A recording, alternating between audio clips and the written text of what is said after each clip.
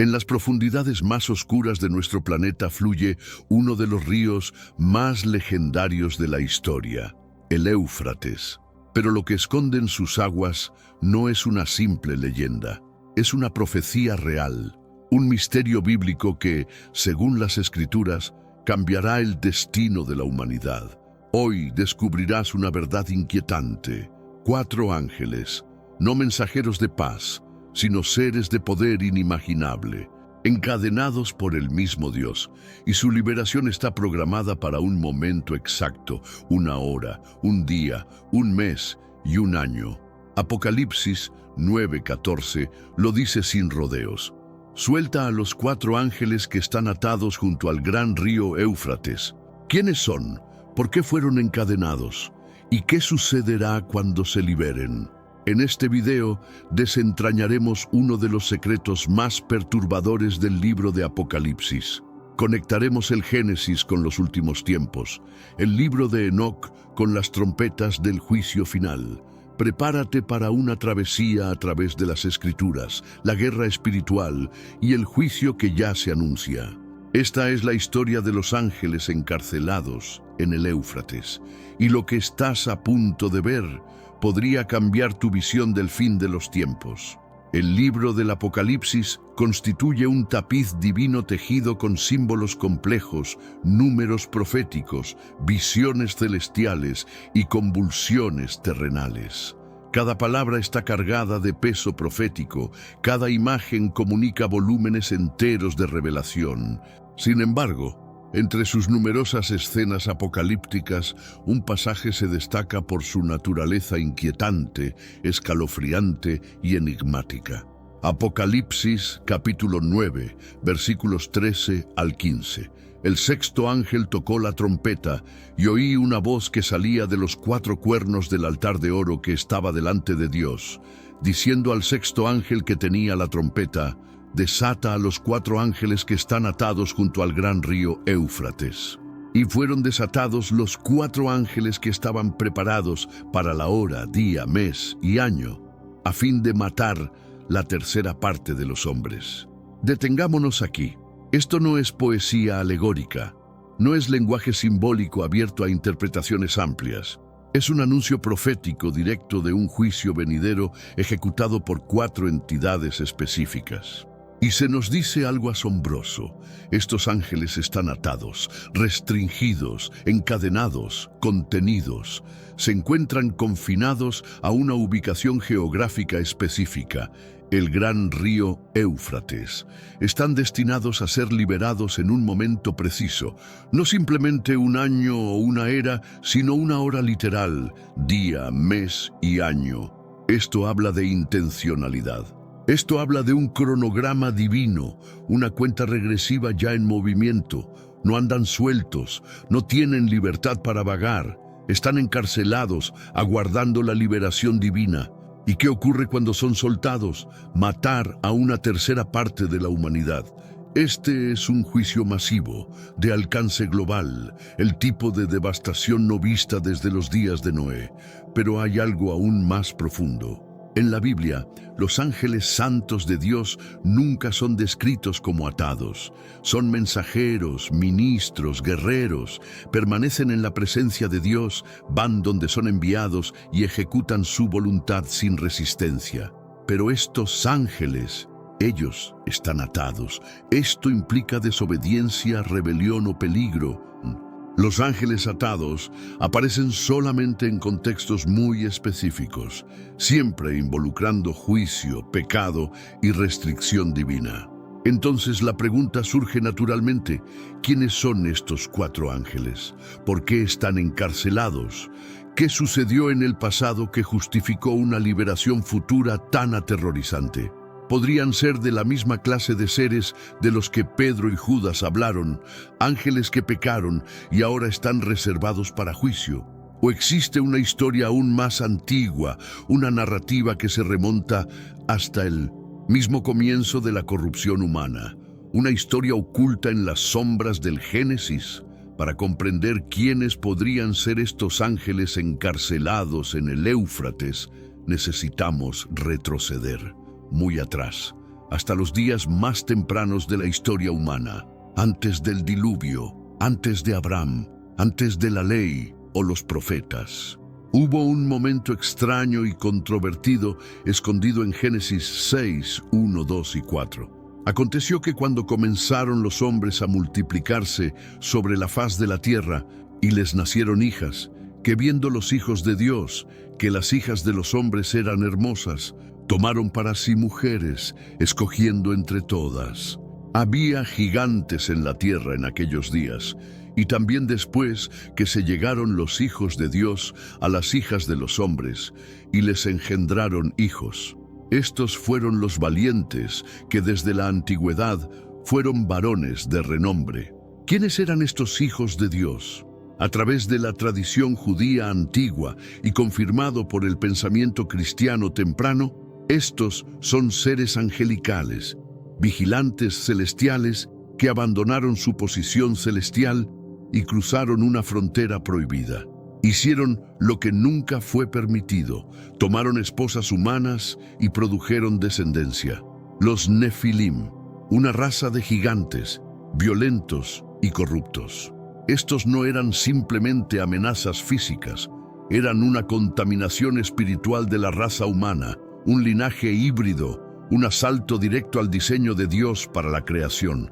El resultado, Génesis 6, 5, 7. Y vio Jehová que la maldad de los hombres era mucha en la tierra. Y dijo Jehová: raeré de sobre la faz de la tierra a los hombres que he creado, porque me arrepiento de haberlos hecho. Esta rebelión angelical ayudó a provocar el diluvio, el juicio más severo sobre la humanidad hasta ese punto. Pero, ¿qué les pasó a los ángeles que hicieron esto? ¿Vagaron libres? ¿Fueron destruidos? El Nuevo Testamento nos da la respuesta.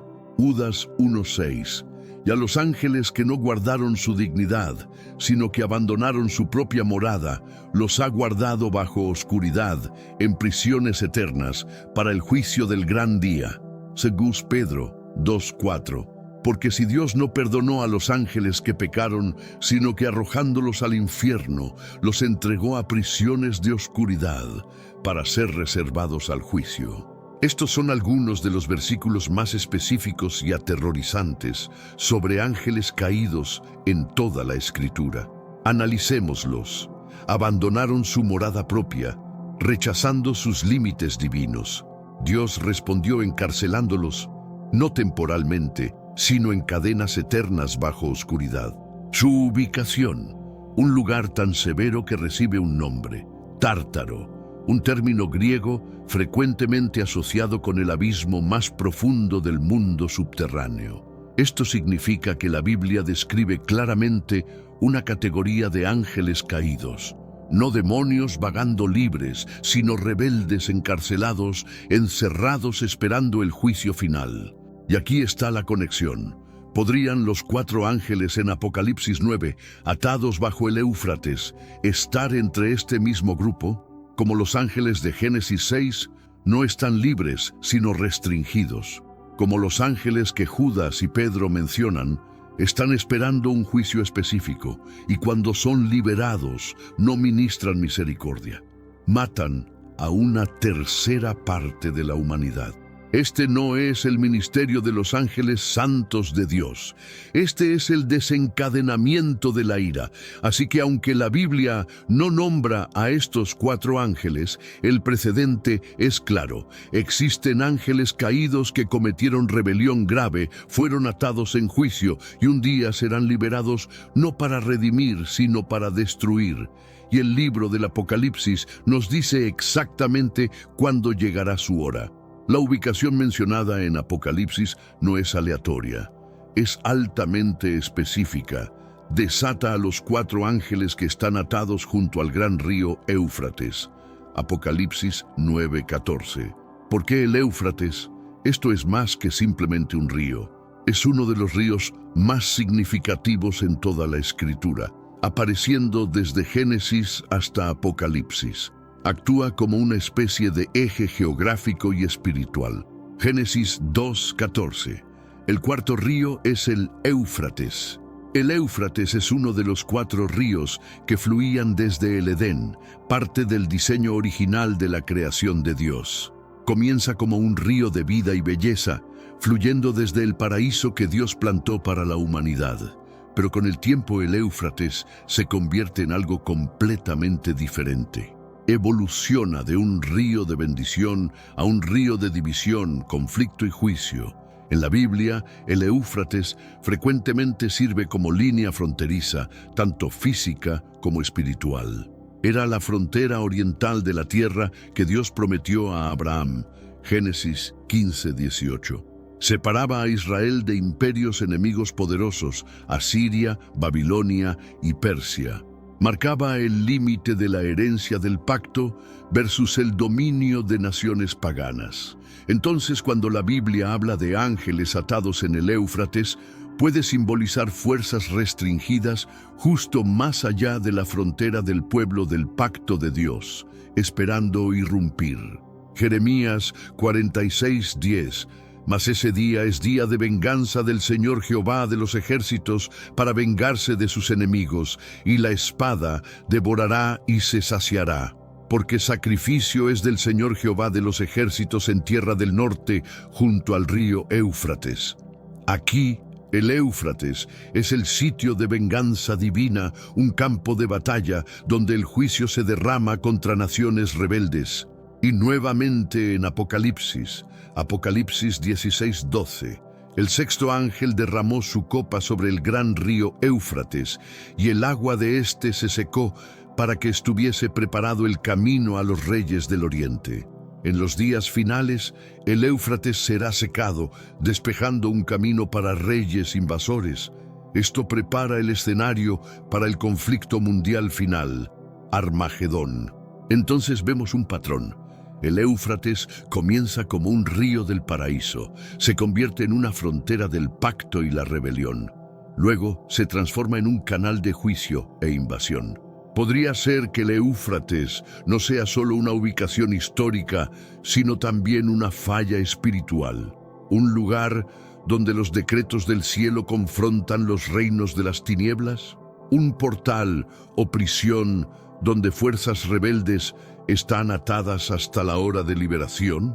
En la creencia mesopotámica antigua, la región misma del Éufrates, el mundo subterráneo, se pensaba que tenía puertas y ríos que separaban dimensiones.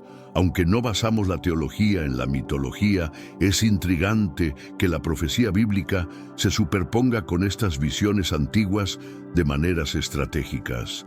Dios puede haber elegido el Éufrates deliberadamente como una barrera simbólica y literal. Es el umbral divino, la última línea antes de que el caos sea desencadenado. Entonces, cuando Apocalipsis dice que 4 ángeles destructivos están atados en el Éufrates, señala más que ubicación. Significa que estas fuerzas están restringidas justo más allá del borde de la civilización humana, contenidas en la frontera de la gracia de Dios y el juicio de Dios. Y cuando sean liberadas, las compuertas de la ira se abrirán. Revisitemos la línea inquietante de Apocalipsis 9:15. Y fueron desatados los 4 ángeles que estaban preparados para la hora, día, mes y año, a fin de matar la tercera parte de los hombres. Nota la precisión aquí. Estos seres no fueron simplemente atados y olvidados. Fueron preparados intencionalmente, reservados para este momento exacto en la historia. La hora, el día, el mes, el año. No temprano, no tarde. Juicio divino a tiempo. Estos 4 ángeles tienen una misión y es aterrorizante: liderar un evento que resulta en la muerte de una tercera parte de la humanidad. Ahora la pregunta es, ¿quiénes son? No son llamados mensajeros o siervos de luz. No son vistos en el cielo alabando a Dios. Están atados, son peligrosos y son usados como instrumentos de ira. Exploremos las 2 interpretaciones principales. Número 1. Los vigilantes del libro de Enoc. Aunque no es parte del canon bíblico, el libro de Enoc ofrece perspectiva sobre el pensamiento judío antiguo y es explícitamente referenciado en Judas 1, 14, 15, dándole cierta relevancia profética.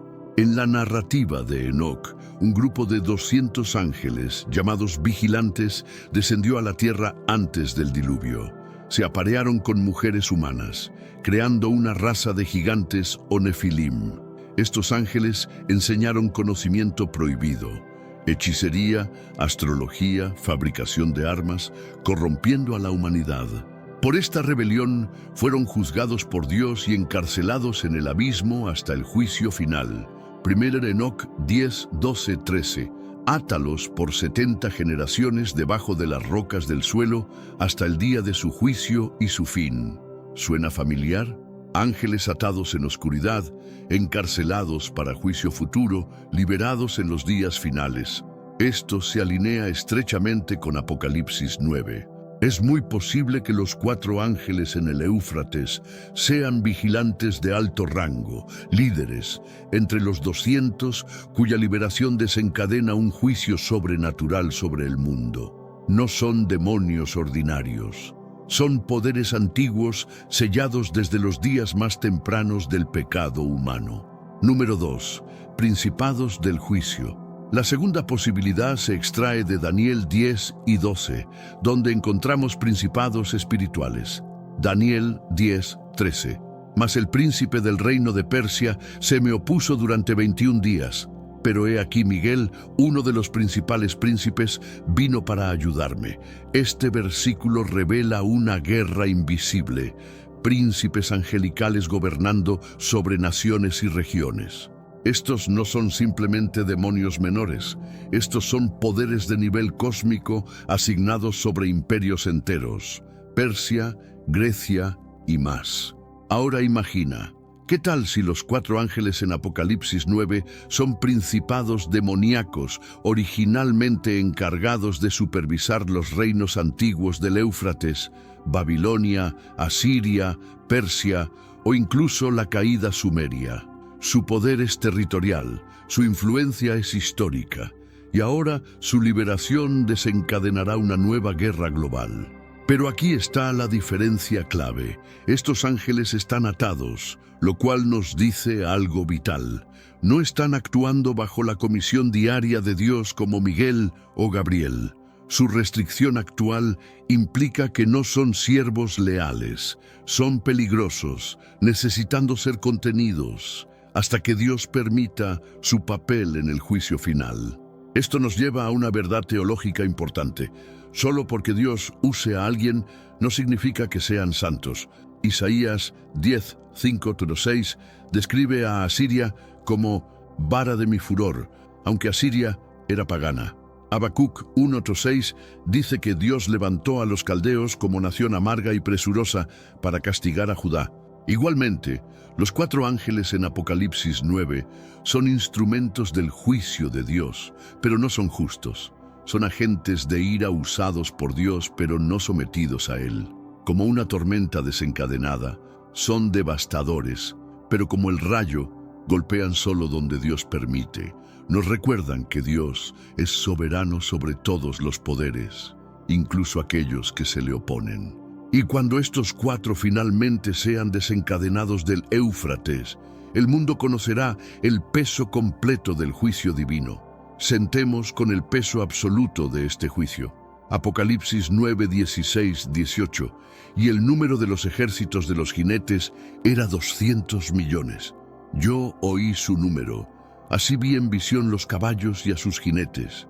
De estas 3 plagas fue muerta la tercera parte de los hombres, por el fuego, el humo y el azufre que salían de su boca. Ese número, 200 millones, ya sea literal o simbólico, es inimaginable en escala. En los tiempos de Juan, eso estaba muy más allá de la población total de la tierra, lo que significa que esto estaba destinado a impactar. Es lenguaje apocalíptico describiendo un evento global de proporciones catastróficas. Y esto no es solo una batalla, no es tu guerra ordinaria. Es juicio divino liderado por seres sobrenaturales, ejecutado por un ejército que no es completamente humano y trae muerte a una tercera parte de la población global. Considera la gravedad de esto. Una tercera parte de la humanidad. Miles de millones de vidas perdidas. Regiones enteras del mundo devastadas. Ciudades en llamas. Humo bloqueando el sol. El aire lleno de veneno sulfúrico, como el juicio sobre Sodoma y Gomorra, pero a escala global. Esto evoca ecos aterrorizantes de juicios pasados, las plagas de Egipto, fuego del cielo, agua convertida en sangre, muerte de los primogénitos. El diluvio de Noé, cuando Dios eliminó toda carne viviente, excepto una familia justa. La caída de Sodoma, donde fuego y azufre llovieron sobre los malvados. Y sin embargo, esto es aún mayor. Esto no es una advertencia. Esta es la consecuencia de siglos de rebelión, idolatría y ceguera espiritual. Y estos ángeles, una vez atados, ahora comandan un ejército de juicio. El fuego, humo y azufre, ya sea literal o simbólico, representan destrucción irresistible e ineludible. Algunos eruditos ven esto como un ejército sobrenatural. Otros creen que podría simbolizar una horda demoníaca o incluso guerra humana empoderada por fuerzas infernales. Cualquiera que sea la forma en que lo interpretes, el resultado es el mismo: muerte masiva, terror global, un mundo puesto de rodillas. Pero antes, comparte este video con alguien a quien aprecias. Nuestra misión más grande en la tierra es difundir la palabra del Señor. ¿Sabías que muchas personas carecen de conocimientos por falta de contenido adecuado? Envíalo a ese grupo de WhatsApp o públicalo en Facebook. Estoy seguro de que no te arrepentirás. Y si te gustan videos como este, comenta abajo: quiero más. Así sabré si realmente lo disfrutas y definitivamente traeré contenido nuevo similar. Pero quizás el versículo más trágico en todo Apocalipsis 9 es este. Apocalipsis 9:20. Y los otros hombres que no fueron muertos con estas plagas, ni aún así se arrepintieron de las obras de sus manos. A pesar de todo, a pesar del horror, las señales, la mano inconfundible de Dios, los sobrevivientes permanecen desafiantes, se aferran a sus ídolos, continúan en hechicería, se entregan al asesinato, inmoralidad sexual y robo. Este es juicio sin transformación, sufrimiento sin rendición. No claman por misericordia, endurecen sus corazones, justo como Faraón en Egipto, Éxodo 9:12. Pero Jehová endureció el corazón de Faraón y no los oyó. Aun mientras las plagas consumían su reino, no cedía. Y ahora en los días finales, la humanidad repite la misma tragedia. Dios no se deleita en la destrucción. Desea arrepentimiento, pero cuando los hombres rechazan la misericordia lo suficiente, viene el juicio. Este momento en Apocalipsis es un punto de inflexión. Los poderes restringidos del abismo ya no están restringidos. El escenario mundial ahora está dominado por guerra sobrenatural, y la humanidad se enfrenta con el costo de la rebelión. Pero aún entonces, Dios deja espacio para arrepentimiento. Esa es la misericordia dentro del juicio, y sin embargo, el mundo no la toma. En este punto del video, muchos espectadores probablemente se preguntan: espera, ¿realmente estamos diciendo que hay ángeles literales encadenados bajo un río? Es una pregunta justa. Después de todo, Apocalipsis está lleno de simbolismo. Dragones, bestias, estrellas cayendo del cielo, candeleros representando iglesias. Entonces, ¿es esta parte del libro simbólica o deberíamos tomarla literalmente? Analicémoslo. Primero, ¿qué dice la Biblia sobre el encarcelamiento espiritual? Lejos de ser metafórico, la Escritura es cristalina clara. Dios no solo ha permitido que algunos ángeles caídos vaguen, sino que también ha restringido a otros en prisiones espirituales. Apocalipsis 21:3. Vi a un ángel que descendía del cielo con la llave del abismo y una gran cadena en la mano. Y prendió al dragón, la serpiente antigua, que es el diablo y Satanás, y lo ató por 1000 años. Aquí, Satanás mismo está literalmente atado, encerrado en el abismo, un término usado consistentemente a través de la Escritura para un pozo sin fondo, un lugar de confinamiento para espíritus rebeldes. Lucas 8:31. Y le rogaban que no los mandase ir al abismo. Incluso los demonios temían el abismo. Sabían que era real, no metafórico. Un lugar de tormento consciente y restricción, no aniquilación. Judas 1:6. Y a los ángeles que no guardaron su dignidad, sino que abandonaron su propia morada, los ha guardado bajo oscuridad, en prisiones eternas, para el juicio del gran día. 2 Pedro 2:4. Dios no perdonó a los ángeles que pecaron, sino que arrojándolos al infierno, los entregó a prisiones de oscuridad. Estos versículos juntos muestran un cuadro consistente. Algunos ángeles caídos actualmente no están activos en la tierra. Están en confinamiento espiritual, esperando liberación. Y cuando son liberados, no es para traer paz, sino juicio. Pero ¿por qué un río? ¿Por qué el Éufrates? Aquí es donde se vuelve aún más intrigante. El río Éufrates puede no ser simplemente una vía acuática en el Medio Oriente. También puede representar una frontera espiritual, un umbral entre reinos. Así como Edén tenía puertas y así como el cielo y el infierno tienen ubicaciones y límites, el Éufrates puede servir un papel dual, literal, un lugar físico en la tierra vinculado a civilizaciones antiguas, espiritual, una puerta, un sello de prisión o un velo dimensional sobre el abismo. Esto no es sin precedente. La Biblia frecuentemente habla de lugares naturales con profundidad espiritual, Monte Sinaí, donde el cielo y la tierra se encontraron, y Dios descendió en fuego el río Jordán, donde ocurrieron transiciones divinas, cruzar a la tierra prometida, bautismo de Jesús. El valle de Hinnom, Gehenna, un lugar real que Jesús usó para describir el infierno mismo. Entonces sí, el Éufrates puede ser tanto literal como simbólico. Es una ubicación, pero también un portal, una entrada de prisión sellada por Dios, esperando ser abierta en el tiempo señalado. ¿Son estos ángeles reales en una prisión real?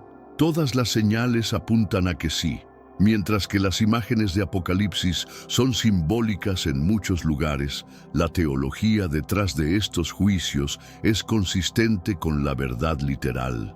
Dios ata, encadena, restringe y libera seres espirituales en su cronograma.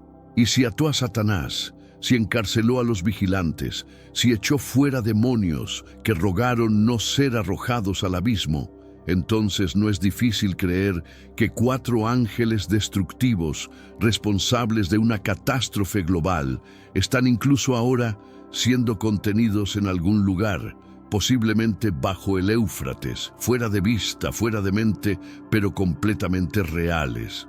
Esto no es fantasía. Esta es realidad sobrenatural revelada en la palabra de Dios.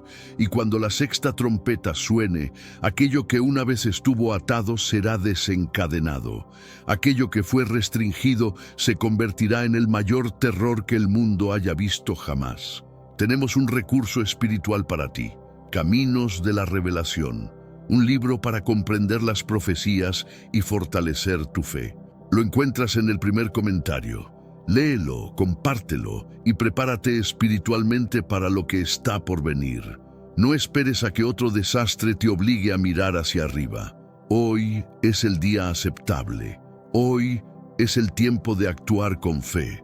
Fortalécete en la palabra, profundiza en la oración y rodea tu vida de personas que también estén buscando a Dios de todo corazón. Entonces la pregunta no es si es literal, la pregunta es, ¿estamos listos para lo que viene? Ahora que hemos explorado esta increíble profecía, la pregunta permanece, ¿qué significa esto para nosotros ahora mismo? Seamos claros. La visión de 4 ángeles atados bajo un río, comandando un ejército de 200 millones y causando la muerte de una tercera parte de la humanidad, es aterrorizante. Pero para el creyente, este pasaje no está destinado a provocar miedo. Está destinado a despertarnos, sobriarnos y recordarnos que el día del Señor está cerca.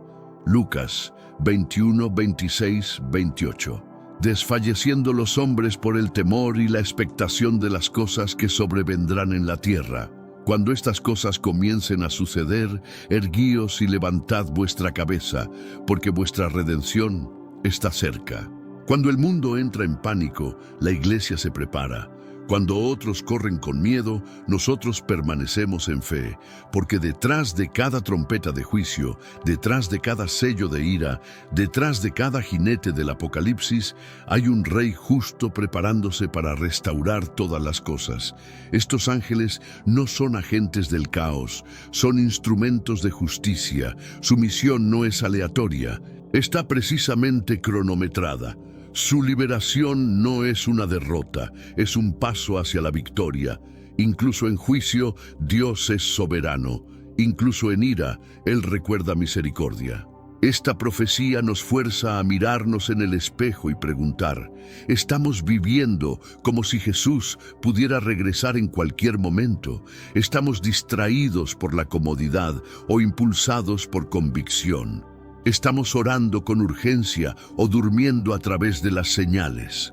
Romanos 13, 11, 12. Y esto conociendo el tiempo, que es ya hora de levantarnos del sueño, porque ahora está más cerca de nosotros nuestra salvación que cuando creímos. La noche está avanzada y se acerca el día. Dios nunca revela juicio solo para información, lo revela para llevarnos a transformación. Por eso Jesús repetidamente advirtió a sus seguidores que vigilaran, permanecieran listos y se mantuvieran fieles. Mateo 24, 44. Por tanto también vosotros estad preparados, porque el Hijo del Hombre vendrá a la hora que no pensáis. Los 4 ángeles en el Éufrates no son folclore, no son cuentos de hadas simbólicos, son reales y son parte del plan final de Dios. Su historia no es solo una advertencia para los malvados, es una llamada de despertar para la iglesia. 1 Pedro 4:7. Mas el fin de todas las cosas se acerca. Sed, pues, sobrios y velad en oración. Este no es el tiempo para fe casual. Este es el tiempo para arrepentirse, reenfocarse y vivir como si la eternidad fuera real, porque lo es.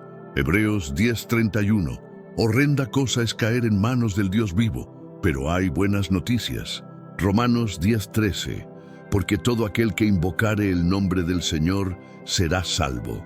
Todo aquel, no solo los justos, no solo los religiosos, cualquiera que se vuelva a Él en humildad y fe puede ser rescatado. Entonces, ¿estarás listo cuando la trompeta suene? ¿Estarás buscando al Rey o escondiéndote de su ira? Esta profecía no es solo sobre los ángeles, es sobre ti y lo que eliges hacer con el tiempo que aún tienes. ¿Alguna vez has sentido que Dios guarda silencio? Que las oraciones se elevan al cielo, pero no reciben respuesta, como si el universo mismo hubiese cerrado los oídos. Muchos, con el paso de los años, han vivido ese tipo de silencio. Un silencio que pesa más que las palabras. Un silencio que se instala en el alma cuando ya no hay milagros, cuando los profetas han desaparecido, cuando el pueblo vive oprimido y la esperanza parece ser apenas un recuerdo lejano. Así estaban los israelitas, 40 años bajo el yugo de los filisteos, sin voz divina, sin señales, solo oscuridad. Pero en medio de esa oscuridad, en un rincón olvidado llamado Sorea, una mujer silenciosa se atrevió a levantar los ojos. Su nombre no llenaba libros, no comandaba ejércitos, ni hacía grandes discursos. Era simplemente una mujer estéril, en un pueblo pequeño, en una tierra invadida. Sin embargo, esa mujer tenía algo que muchos habían perdido: fe. Y es aquí donde esta historia comienza, porque mientras el mundo dormía y los poderosos ignoraban la angustia del pueblo, esa mujer oraba, no con gritos, sino con lágrimas. No para recibir gloria personal, sino para recordarle al cielo que su pueblo aún existía. Ella no pedía fama ni riquezas, solo un hijo, un símbolo, una prueba viva de que Dios aún miraba a su pueblo, aún escuchaba sus súplicas. ¿Y qué ocurre cuando una oración sincera rompe el silencio del cielo? ¿Puede una sola mujer cambiar el destino de una nación entera? Lo que sucedió esa noche en Sorea no fue un trueno ni un terremoto, fue algo más profundo, algo que solo aquellos que han amado, esperado y llorado en silencio pueden entender. Querido espectador, especialmente tú que has vivido, que has sentido el peso de los años, que tal vez has enfrentado pérdidas, silencios, esperas interminables, esta historia es para ti, porque hay momentos en que los años nos enseñan a reconocer los verdaderos milagros, aquellos que comienzan con una lágrima, con una oración olvidada y terminan cambiando la historia. Y es justo en ese momento, bajo el cielo silencioso de Sorea, donde el destino comienza a escribirse. Y fue en ese silencio profundo donde algo cambió. Mientras todos dormían, mientras la historia parecía olvidarse de los humildes, aquella mujer de Sorea salió al frío de la noche. No tenía riquezas, ni título alguno, pero llevaba algo en el pecho que superaba cualquier ornamento humano, una esperanza que se negaba a morir. Se envolvió en su chal gastado y caminó, paso a paso, hacia aquel lugar donde tantas veces había doblado las rodillas. Un olivo muerto, un árbol sin vida, para muchos solo un tronco seco, para ella un altar. Allí, bajo el cielo inmenso, puso las manos sobre su vientre vacío y oró como si el universo dependiera de ello. No pidió para sí, pidió para todos. Y en su súplica no hubo palabras elegantes, pero sí un clamor que movió las fibras más ocultas del cielo. Oh Dios, si aún recuerdas a tu pueblo, si aún hay luz entre tanta sombra, dame un hijo y te lo entregaré, no para presumirlo en las plazas, sino para que el mundo sepa que no estamos olvidados. Y fue entonces cuando sucedió lo imposible. Una luz suave, no de fuego ni de trueno, descendió. No era una visión gloriosa a los ojos de los hombres, pero para aquella mujer significaba todo. Un ángel apareció sin hacer alarde, sin espada, sin ruido. Solo una presencia tan pura que hizo temblar el alma de quien la vio. Su voz no fue estruendosa, pero cada sílaba golpeó el corazón como el eco de una promesa eterna. Concebirás un hijo. No beberá vino, no cortará su cabello, será consagrado desde el vientre y comenzará a liberar a Israel del yugo filisteo. Y con esa declaración, el cielo respondió a una oración antigua. La promesa fue sellada. Y aunque el ángel desapareció, el corazón de aquella mujer jamás volvió a ser el mismo. Volvió a casa. Nadie creía lo que había visto. Algunos la miraban con duda, otros con indiferencia, pero ella caminaba con una certeza que no necesitaba aprobación, porque cuando Dios habla, aunque sea en susurros, su eco se graba en el alma. Los días pasaron, luego semanas, y finalmente meses. Su vientre, antes estéril, ahora latía con vida. Cada movimiento del niño era un recordatorio de que el cielo aún obraba en la tierra. 9 meses después, en una noche tranquila, nació el niño, Sansón. El nombre significa sol brillante o hombre del sol. Un título casi profético, porque donde una vez hubo sombra, ahora había luz. Desde pequeño, algo en Sansón era distinto. No solo su cabello, espeso y rizado, que nunca fue tocado por tijera, no solo su mirada intensa, que parecía ver más allá del horizonte, era su presencia, un aura que no podía explicarse con palabras, como si llevara sobre los hombros un propósito mayor, como si el destino del pueblo entero respirara a través de él. Los vecinos lo notaban. Cuando los demás niños jugaban con piedras, él las levantaba como si fueran de paja. Cuando corría entre las cabras, ellas se desbandaban como si un león las persiguiera. Era un niño, sí, pero uno que despertaba temor y fascinación al mismo tiempo. Sus padres lo observaban en silencio, a veces con orgullo, a veces con miedo. Sabían que no era un hijo común, era una respuesta divina. Los años pasaron. Sansón creció fuerte, pero también sensible. A menudo, mientras otros reían o charlaban, él se alejaba y miraba el horizonte. Había una tristeza en sus ojos, como si ya conociera las cargas que un día llevaría. A veces hablaba con Dios en secreto, otras simplemente guardaba silencio, pero lo cierto es que su alma sentía un llamado que aún no comprendía del todo. Era la época en que Israel había aprendido a vivir sometido. No había guerra abierta, solo resignación. Los filisteos mandaban, cobraban tributos, y los ancianos del pueblo inclinaban la cabeza. Pero en el corazón de Sansón hervía algo diferente. Una chispa que no aceptaba la esclavitud, una fuerza que pedía ser desatada. Un día, al caminar por los campos de Timnat, Sansón se encontró con un león joven. Un rugido cortó el aire, y en un instante el peligro se transformó en milagro. El Espíritu de Dios descendió sobre él, y sin armas, sin ayuda, Sansón destrozó al animal con sus propias manos. No fue un acto de rabia, sino de poder divino. Y aunque no lo proclamó, sabía que ese momento marcaba el inicio de algo mayor. Pero antes, comparte este video con alguien a quien aprecias. Nuestra misión más grande en la tierra es difundir la palabra del Señor. ¿Sabías que muchas personas carecen de conocimientos por falta de contenido adecuado? Envíalo a ese grupo de WhatsApp o públicalo en Facebook. Estoy seguro de que no te arrepentirás. Y si te gustan videos como este, comenta abajo. Quiero más. Así sabré si realmente lo disfrutas y definitivamente traeré contenido nuevo similar. Pero la vida de Sansón no sería solo de fuerza, sería también de prueba. Porque mientras su brazo podía derrotar bestias, su corazón era vulnerable al amor. Y el destino, como sabremos, no tardaría en ponerlo a prueba de la forma más inesperada. Sansón no era como los otros niños.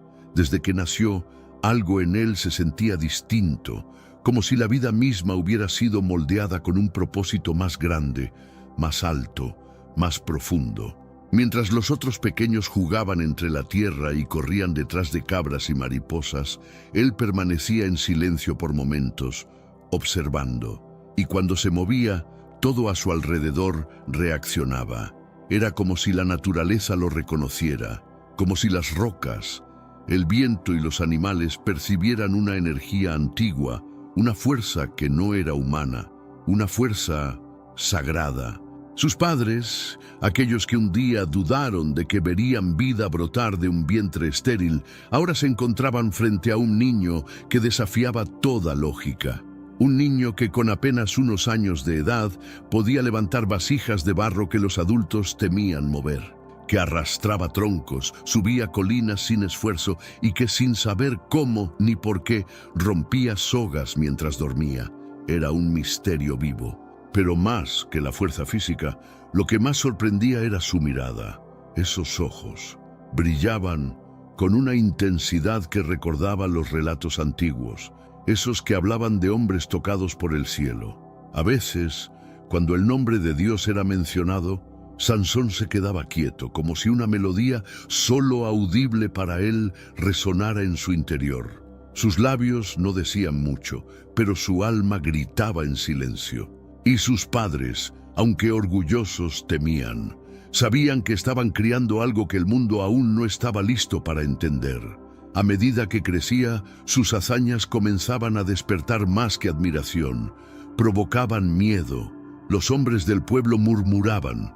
Algunos lo llamaban bendito, otros peligroso. Pero todos sabían que ese joven no era común. A veces desaparecía por horas, y cuando volvía, traía en sus ropas el aroma del campo, del sudor, de la batalla. Una vez, sin previo aviso, regresó con las manos manchadas de sangre de un león. No lo contó como una hazaña, solo dijo, Dios estuvo conmigo. Esa fue la primera vez que la comunidad realmente comprendió lo que significaba que el Espíritu de Dios estuviera sobre alguien. Porque lo que Sansón había hecho no era posible. Un joven sin armas, enfrentando a una bestia salvaje y saliendo ileso. No fue valentía, fue una manifestación divina, y aunque intentaron seguir con sus vidas como si nada, la noticia se esparció. Sorea ya no era solo un rincón olvidado, era el lugar donde un escogido de Dios había nacido. Pero como ocurre con todo aquel que es llamado, los dones vienen acompañados de pruebas. Sansón tenía fuerza, sí, pero también tenía corazón, un corazón joven, curioso, apasionado.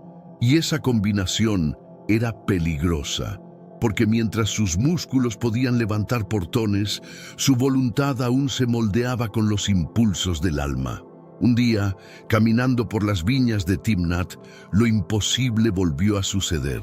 Se encontró con una mujer filistea, hermosa, diferente, prohibida, y su corazón, ese mismo que latía con el poder del cielo, se rindió ante la mirada de ella. Regresó a casa con decisión en los labios y deseo en los ojos. He visto a una mujer en Timnat, tómenla por esposa para mí. Las palabras cayeron como piedra en el corazón de sus padres. Una filistea, una mujer del pueblo enemigo, después de todo lo que Dios había prometido. Pero Sansón, como un río en crecida, no escuchó la voz de la razón. Ella me agrada, respondió, y aunque nadie entendía, Dios sí. Porque incluso en la desobediencia, el plan divino se tejía. Esa elección impulsiva no fue simplemente una historia de amor. Fue el principio de una guerra silenciosa. Un conflicto que no solo enfrentaría a Sansón contra los filisteos, sino contra él mismo. Porque lo que parecía un capricho del corazón era en realidad una estrategia divina para despertar al guerrero dormido dentro de él. Los días previos a la boda fueron tensos.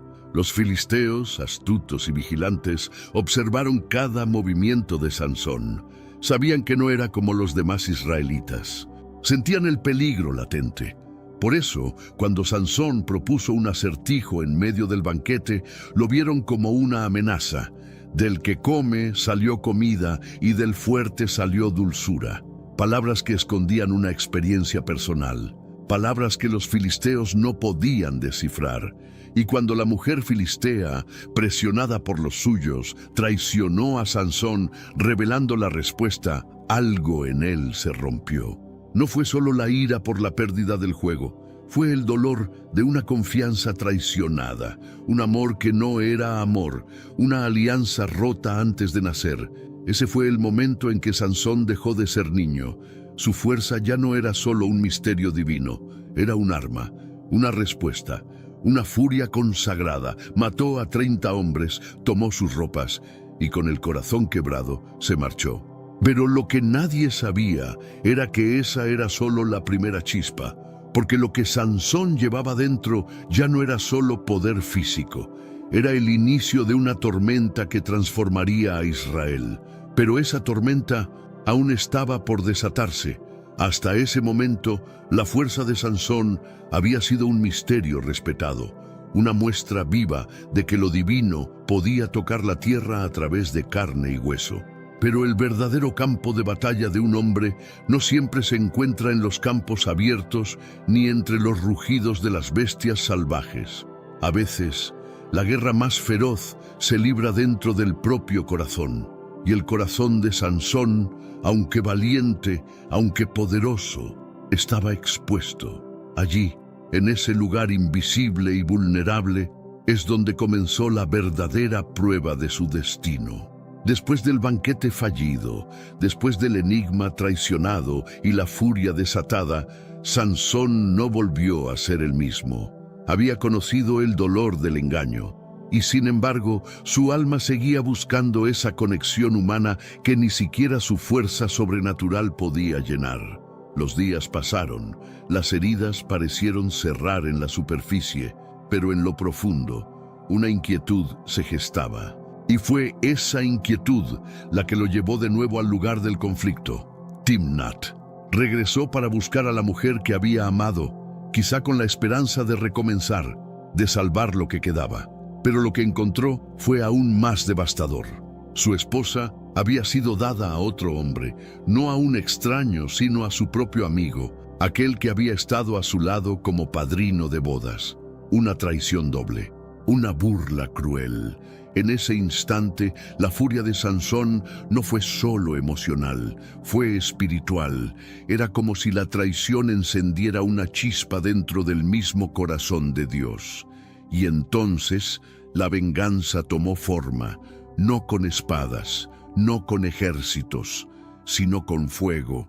Sansón atrapó 300 zorros, los ató por las colas, colocó antorchas entre ellas y los soltó en los campos de trigo, viñedos y olivares de los filisteos. Era una declaración de guerra, un juicio ardiente. El fuego se esparció como un castigo divino, destruyendo no solo las cosechas, sino también el orgullo de un pueblo que creía tener control sobre Israel. Los filisteos, al ver sus tierras ardiendo, buscaron respuestas.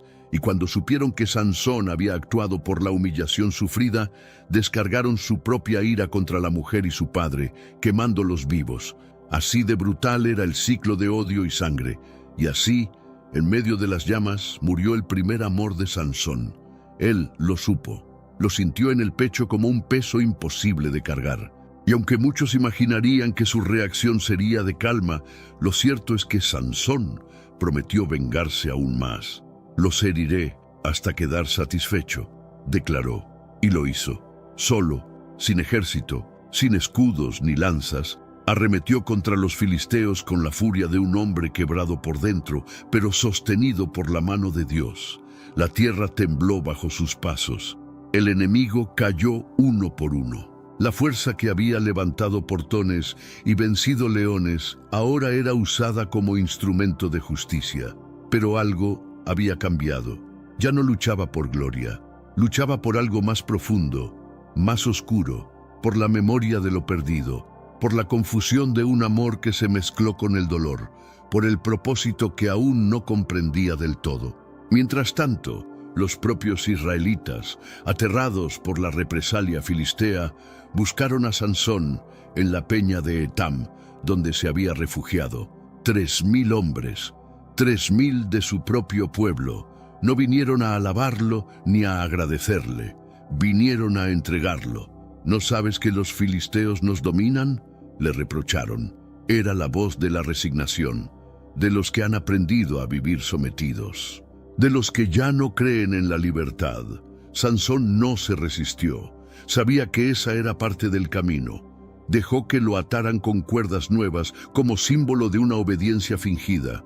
Pero por dentro el fuego no se había apagado. Al llegar a Lehi, donde los filisteos lo esperaban con vítores y cadenas, algo sobrenatural volvió a ocurrir. El Espíritu de Dios descendió sobre él como un relámpago silencioso. Las cuerdas se deshicieron como hilo de fuego, y allí, junto a una roca, Sansón halló una quijada de burro. Una arma despreciable, un instrumento insignificante, pero en manos del ungido se transformó en justicia. 1000 filisteos cayeron ese día, 1000 hombres derrotados no por el metal, sino por la voluntad divina. Y sin embargo, después de la victoria, Sansón no celebró. Cayó de rodillas, el cuerpo exhausto, la boca seca, el alma vacía. «¿Me has dado esta gran victoria solo para que muera de sed?», clamó al cielo. Y entonces una grieta en la tierra se abrió y brotó agua. Bebió, vivió, y comprendió, aunque parcialmente, que su vida no estaba guiada por él mismo. Había una mano mayor, un propósito más alto. Aún así, el corazón seguía siendo su talón de Aquiles, porque un hombre puede vencer a 1000 enemigos y aún así perderse por una mirada. Y en algún rincón del valle de Sorek, los ojos de una mujer comenzaban a observar al guerrero de Israel, no con temor, no con admiración, sino con otra intención, una intención que ni el más fuerte podría resistir. La historia de Sansón no era una historia lineal, Era una montaña rusa de emociones, milagros, conflictos internos y decisiones que marcarían no solo su destino, sino el de toda una nación. Después de haber regresado a su tierra con el alma quebrada y el corazón herido por la traición, podría haberse escondido en la sombra del anonimato. Pero algo dentro de él, una fuerza más antigua que sus propios músculos, lo impulsaba a seguir. Y el siguiente capítulo de su vida lo llevaría no a un campo de batalla, sino a un banquete, a una celebración, a un simple juego, o al menos eso parecía. Era costumbre entre los filisteos celebrar durante 7 días los esponsales. Risas, música, vino y festines llenaban el ambiente. Pero este no era un matrimonio cualquiera. Era el matrimonio de un israelita poderoso con una mujer del pueblo enemigo. Y aunque muchos sonreían por fuera, en su interior, los filisteos desconfiaban. Lo veían como una amenaza, como un truco disfrazado de unión. Sansón lo sabía. No era ingenuo. Por eso, en medio del banquete, rodeado de 30 hombres fuertes y astutos, lanzó un desafío. Del que come salió comida, y del fuerte salió dulzura. Era un enigma, un acertijo enigmático nacido de una experiencia personal. El león que había matado con sus propias manos y del cual más tarde vio surgir un enjambre de abejas y miel. Pero los invitados no lo sabían, y Sansón apostó. Si resolvían el enigma en 7 días, él les daría 30 mudas de ropa fina. Si no, ellos le pagarían a él. Lo que parecía un juego se convirtió rápidamente en un campo de batalla psicológico. Los filisteos, al no entender el acertijo, no aceptaron la derrota con dignidad. Su orgullo herido los llevó al extremo. En lugar de ceder, se volcaron a lo más vil, la manipulación. Se dirigieron a la esposa de Sansón, aquella misma que había sido su anhelo, su elección, su debilidad, y le lanzaron una amenaza mortal. Si no logras que él nos diga la respuesta, te quemaremos a ti y a la casa de tu padre. Ella, temiendo por su vida y por la de su familia, comenzó a actuar. Día tras día, lloraba ante Sansón, rogándole, manipulando sus emociones, apelando a su afecto. ¿Acaso no me amas?, preguntaba entre sollozos. El guerrero, tan fuerte frente a 1000 enemigos, era incapaz de resistir la tristeza en los ojos de la mujer que amaba. Y al 7º día, agotado por la presión, Sansón le reveló la verdad. Ella, sin demora, corrió a contar el secreto a sus compatriotas. Cuando llegó la hora de revelar la respuesta, los hombres filisteos dijeron: ¿qué es más dulce que la miel? ¿Y qué más fuerte que el león? Sansón lo entendió de inmediato. Su traición no fue obra del azar. Habían jugado con su corazón. Habían arado con su buey, como él mismo dijo con amargura, y esa traición encendió dentro de él un fuego que ni el tiempo ni la lógica podían apagar. El juego había terminado, la furia apenas comenzaba. Movido por esa ira sagrada, por esa justicia interior que brotaba no del ego, sino del dolor, Sansón descendió a Ascalón. Allí mató a 30 hombres, no por placer, sino como pago a la deuda impuesta injustamente. Tomó sus ropas y las entregó como si fueran monedas bañadas en sangre. No lo hizo con alegría. Lo hizo con el peso de quien ha sido usado, traicionado, humillado. Luego volvió a casa, no para descansar, sino para intentar salvar lo que aún quedaba de esa relación. Pero al llegar, el golpe fue doble. Su esposa ya había sido dada a otro, a su amigo, a su confidente, el que debió haber estado a su lado, no en su lugar. Fue entonces que Sansón, herido no solo en el amor, sino también en el alma, tomó una decisión, una que cambiaría el curso de la historia. El fuego que encendería no era solo literal, era simbólico, era espiritual, era el inicio de una guerra. Con astucia digna de un general, atrapó 300 zorros, los ató de 2 en 2 por sus colas y colocó antorchas entre ellas. Luego los soltó entre los campos de los filisteos. Trigo, viñas, olivares, todo ardió. En cuestión de horas, las tierras que representaban la riqueza y el poder de los filisteos se convirtieron en cenizas. Fue una venganza, sí, pero también fue una señal. Dios estaba con Sansón y su fuerza no era simplemente física, era profética. Los filisteos, al ver su economía arder, su sustento evaporarse, supieron que no podían ignorarlo más. Buscaron culpables, buscaron razones, y cuando descubrieron que la causa había sido la mujer dada en matrimonio y su padre, actuaron con brutalidad.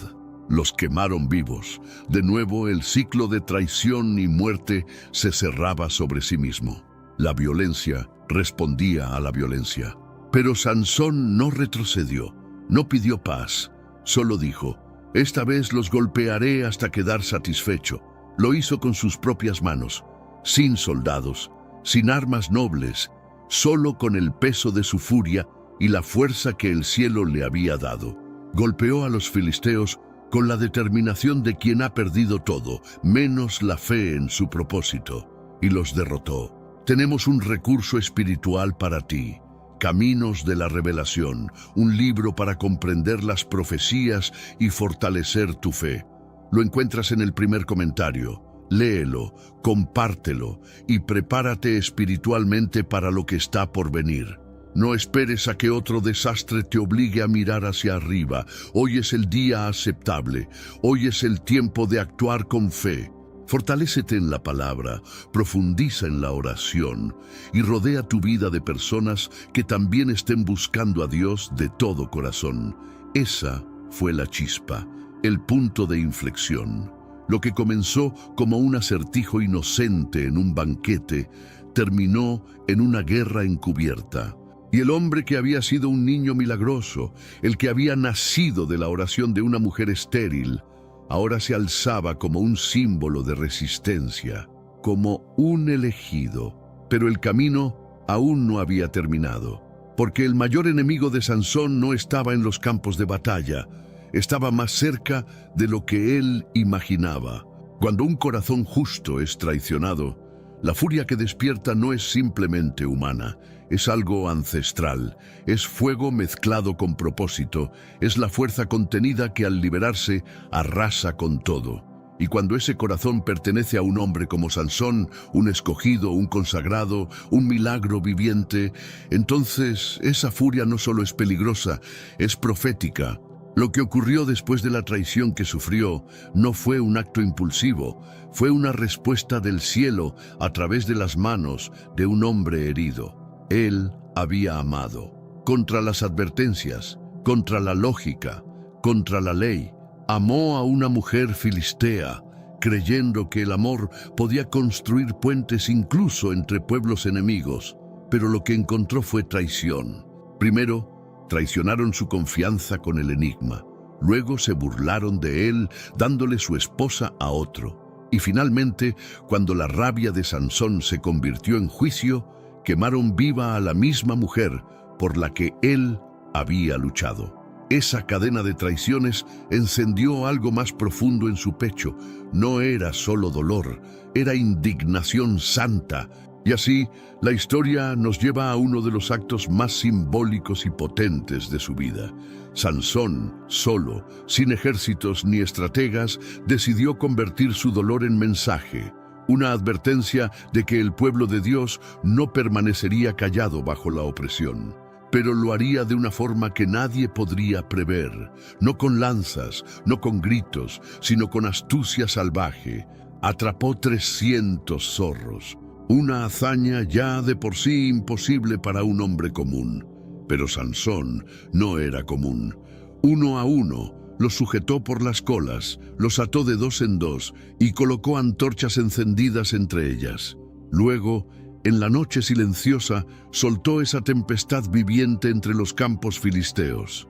El fuego corrió por los trigales maduros, por los viñedos cuidados con esmero, por los olivares que tardaron generaciones en crecer.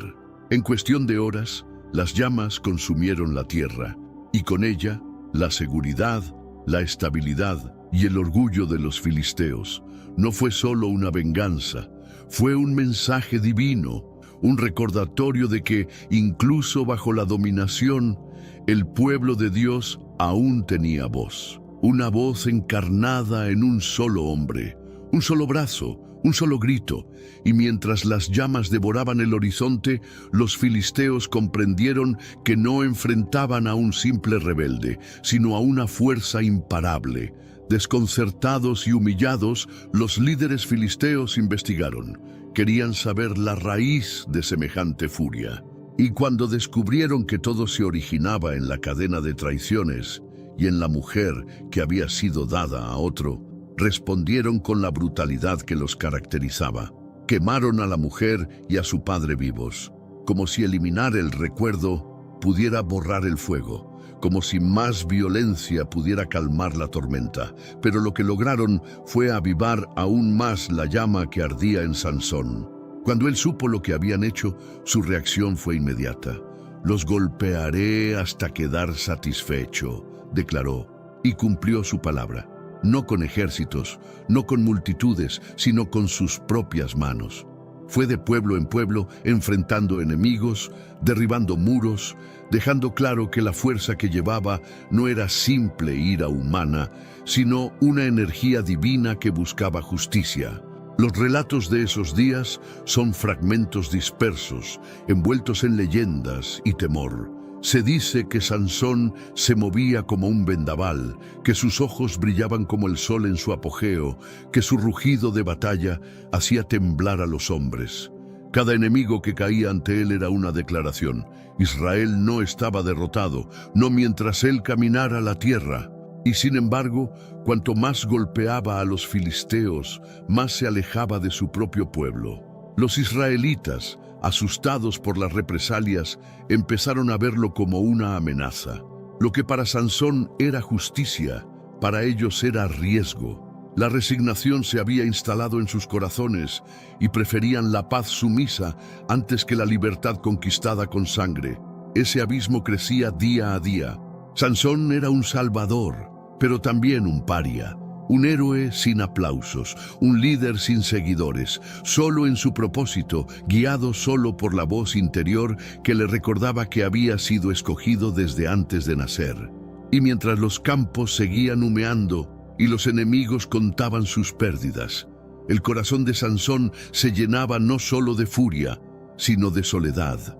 Porque detrás de cada acto de fuerza había un hombre que aún recordaba las manos de su madre sobre su cabeza.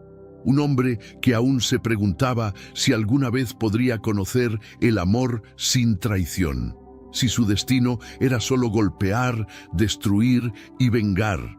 La historia podría haber terminado ahí, con un Sansón invencible, temido y respetado. Pero la vida no sigue caminos lineales.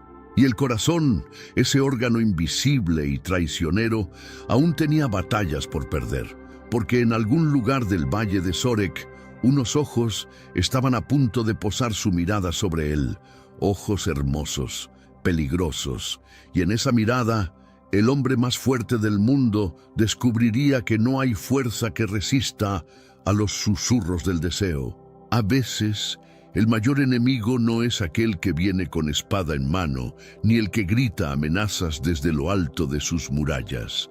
A veces, el enemigo está en el miedo de los tuyos, en la cobardía que se disfraza de prudencia, en la voz del pueblo que prefiere las cadenas a la guerra.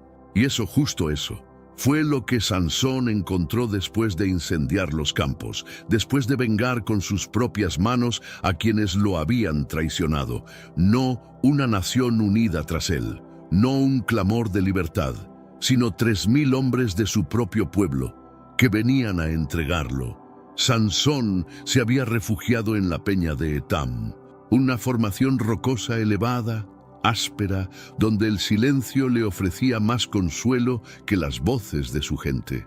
Allí, entre rocas que habían visto siglos pasar, estaba el hombre que había sido consagrado desde el vientre, el mismo que mató a un león con las manos vacías, el que prendió fuego a los campos con antorchas atadas a zorros, y ahora, escondido, buscaba respuestas.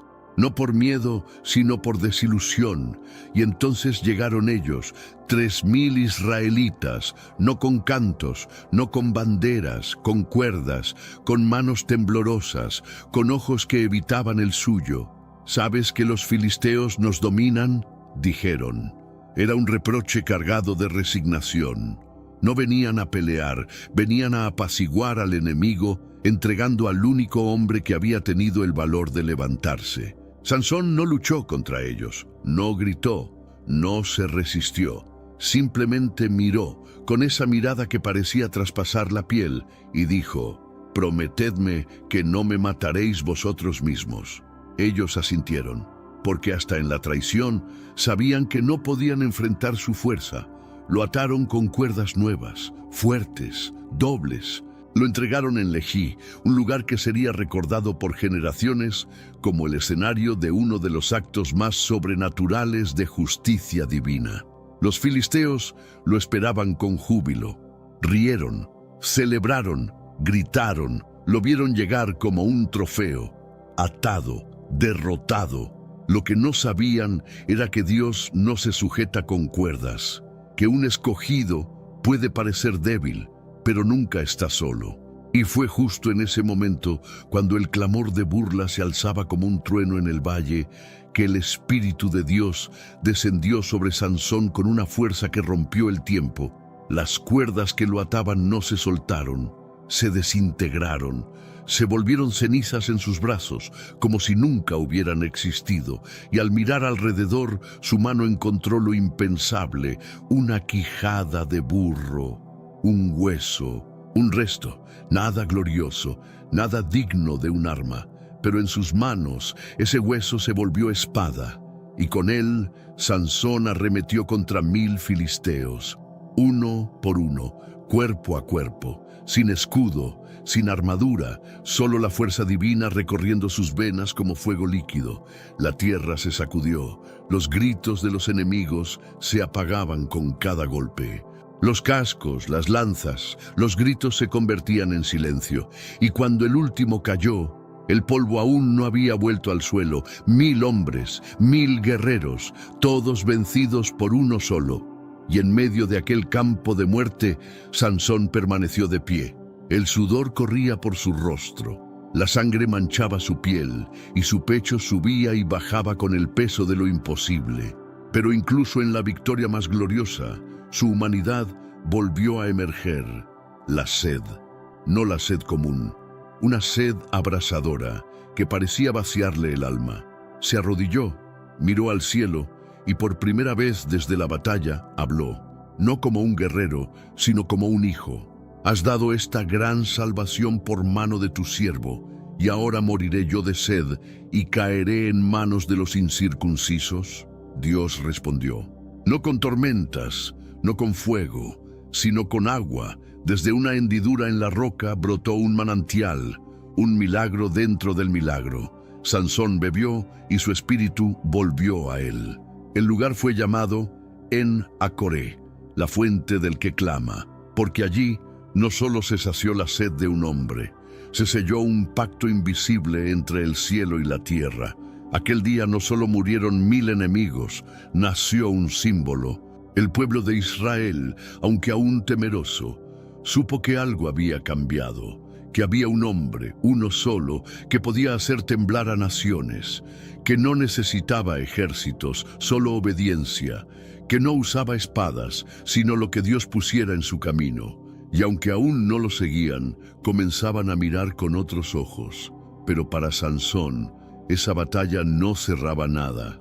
Era solo un respiro en medio de una vida marcada por la lucha, porque aunque venciera a 1000 enemigos, su guerra más difícil aún estaba por comenzar, y no vendría con lanzas, vendría con caricias, con promesas, con un nombre que resonaría para siempre como el susurro que derribó al más fuerte. Después de Lejí, después de la roca que bebió agua, después de 1000 cuerpos tendidos como testigos del poder de Dios en un solo hombre, Sansón fue visto con otros ojos. no solo por los filisteos, que ahora temblaban al escuchar su nombre, sino por su propio pueblo, que comenzaba a comprender que aquel hombre, nacido del vientre estéril de una mujer olvidada, era más que un libertador, era un misterio viviente, una señal de que Dios aún hablaba, aún actuaba. Pero aunque la fuerza física de Sansón era imbatible, su alma seguía siendo un campo de batalla, uno mucho más silencioso, más íntimo y más letal, porque la guerra más difícil no se libra con espadas, sino con emociones, no en los campos abiertos, sino en el corazón. Y en el corazón de Sansón aún había una herida abierta, una grieta invisible, donde la traición había dejado su cicatriz. El hombre que había vencido leones, ejércitos, cuerdas y humillaciones, aún buscaba amor. Aún anhelaba descanso, aún soñaba, quizás en silencio, con una mujer que no lo traicionara. Y fue entonces que ella apareció, Dalila. El nombre caía como miel en los labios y como veneno en el alma. Era bella, no de la manera común, no con una belleza que se grita. Era sutil, una belleza que se insinúa, que entra sin ser invitada, que se instala en los rincones donde habita la razón y la debilita lentamente. Dalila no gritaba, no imponía, sus armas eran otras, la caricia oportuna, la palabra justa, el silencio intencionado. Desde el primer día que Sansón la vio, algo cambió en él. Su mirada, siempre firme, se tornó suave. Su voz, antes llena de mando, se hizo susurro. En ella creyó ver lo que tanto había buscado: compañía, admiración, entrega. Pero lo que no sabía era que Dalila no era una mujer cualquiera. Era un señuelo, una trampa diseñada no por el azar, sino por la astucia de sus enemigos. Los príncipes filisteos lo sabían. Habían entendido que ningún ejército podría doblegarlo, que ningún plan, por más elaborado, lograría detenerlo. Pero sabían algo más: todo hombre, por fuerte que sea, tiene un punto ciego, un deseo escondido, una debilidad disfrazada de anhelo. Por eso fueron a Dalila, y con voz baja y monedas en mano, le propusieron un trato: sedúcelo, descubre su secreto, y te haremos rica. Cada uno de nosotros te dará 1100 piezas de plata. Dalila aceptó, no con armas, sino con encantos, no con cadenas, sino con promesas. Y así, noche tras noche, comenzó a construir su telaraña, con dulzura, con paciencia, con una sonrisa que parecía amor, pero era estrategia. Dime, por favor, ¿cuál es el secreto de tu fuerza? ¿Cómo podrías ser atado y dominado como cualquier otro hombre? Susurró en la intimidad. Sansón, aún con reservas, respondió con una mentira: si me atan con 7 cuerdas nuevas, perderé mi fuerza. Ella lo hizo. Y cuando los filisteos se abalanzaron, él rompió las cuerdas como si fueran hilos de hierba. Pero ella no se rindió. Volvió a insistir, con lágrimas, con reproches, con una voz que hería más que un puñal. Me has engañado, ¿no confías en mí? Sansón, intentando aplacar la tensión, ofreció otra respuesta falsa: si me atan con cuerdas nuevas, nunca usadas, seré como los demás. Otra vez, el mismo ritual. Otra vez la emboscada. Otra vez el fracaso. Y así continuó. La tercera vez, ella le preguntó de nuevo y él respondió con otro engaño: si entretejen las 7 trenzas de mi cabello con una tela y la aseguran con una estaca, perderé mi fuerza. Ella lo hizo. Él rompió la trampa, pero ya estaba cansado, no físicamente, espiritualmente. Dalila no lo dejaba descansar. Día tras día lo presionaba, no con gritos, con insistencia, con gestos, con miradas. Era como una gota que cae sin cesar sobre la piedra hasta que la horada. Y finalmente, Sansón cedió, abrió su corazón y dijo las palabras que cambiarían todo. Nunca ha pasado navaja sobre mi cabeza, porque soy nazareo, consagrado a Dios desde el vientre de mi madre. Si me afeitan, perderé mi fuerza y seré como cualquier hombre. Dalila, al escuchar eso, supo que no era una mentira. Había una verdad en su voz que nunca antes había oído. Corrió a avisar a sus conspiradores. Les dijo: «Esta vez ha abierto su corazón». Y aquella noche, mientras Sansón dormía en su regazo, con una paz que solo los traicionados conocen antes de caer, Dalila llamó a un hombre. Y él en silencio cortó las 7 trenzas del nazareo. La fuerza no se esfumó con estruendo, no hubo relámpagos, solo el vacío que se siente cuando la promesa es quebrada, cuando el vínculo con lo sagrado se rompe. Sansón se despertó al escuchar el grito: «Sansón, los filisteos están sobre ti». Y como antes, se levantó, confiado, pensando que el poder aún moraba en él. Pero no lo sabía. El Señor se había apartado. Lo atraparon, lo inmovilizaron, le sacaron los ojos y lo llevaron a Gaza, encadenado. El hombre que había hecho temblar a reyes, que había vencido 1000 enemigos con un hueso, que había sido ungido desde el vientre, ahora era un prisionero ciego, un espectáculo de burla, un molino humano, y todo por un susurro, por una caricia, por una promesa vacía. No fue una espada la que derribó al más fuerte de Israel. No fue un ejército, no fue una batalla campal, fue una mujer, fue un susurro, una caricia en el momento justo, una mentira disfrazada de amor. Sansón, el gigante, el escogido, cayó no por falta de fuerza, sino por exceso de confianza. Y cuando despertó de ese sueño traicionado, ya no era el mismo, no podía ver. Sus ojos, aquellos que una vez brillaron como el sol, que intimidaron a leones y enemigos, habían sido arrancados sin misericordia. Las cadenas de bronce pesaban no solo en sus muñecas, sino en su alma.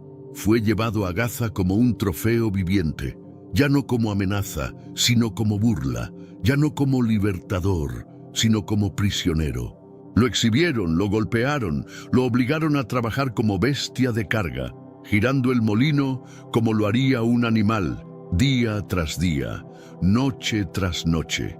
La arena bajo sus pies, el sudor cayendo por su rostro ciego, el olor del encierro, todo formaba parte de un nuevo infierno. El guerrero estaba roto, o eso pensaban ellos, pero hay algo que los filisteos no comprendieron.